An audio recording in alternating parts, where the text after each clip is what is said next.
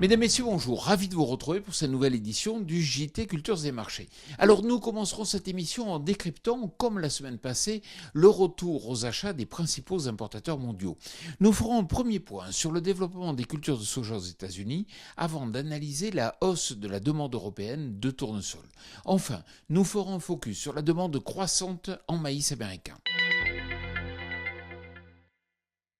La semaine dernière, l'Algérie et l'Égypte ont acheté respectivement 900 000 tonnes et 470 000 tonnes de blé meunier, majoritairement d'origine européenne. C'est une bonne nouvelle et cela prouve que désormais les origines russes et ukrainiennes sont moins compétitives. Il faut aussi comprendre que l'offre est moins abondante car les pays exportateurs restent prudents compte tenu des incertitudes qui pèsent sur les productions. Rappelons que l'estimation de la production russe a chuté de 92 à 80 millions de tonnes en l'espace de quelques semaines. Au début du mois de mai, les pluies sur les principales zones de production de soja aux États-Unis ont fait naître quelques craintes sur la progression des semis.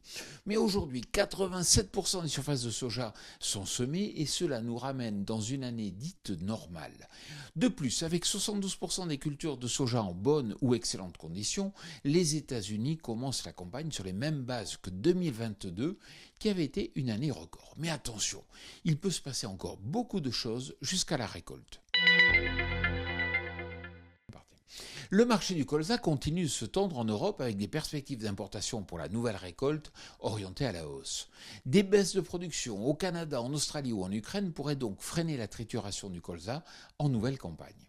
Le tournesol apparaît donc comme un substitut possible dans les usines. C'est pourquoi la demande est attendue en hausse de 600 000 tonnes pour atteindre 9,8 millions de tonnes pour la prochaine campagne.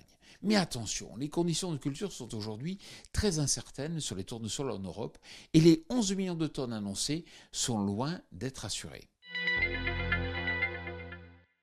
1,2 million de tonnes, ce sont les ventes à l'export de maïs américain la semaine passée. Il faut dire que cette origine a retrouvé la compétitivité, notamment face aux origines sud-américaines. Entre la maladie du spiroplasme sur les maïs argentins et les nombreuses incertitudes sur les volumes de production au Brésil, le maïs américain parvient, sans souci, à s'imposer sur la scène internationale.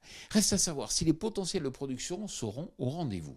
Voilà, le JT Culture et Marché, c'est terminé. Je vous souhaite bien sûr une excellente semaine.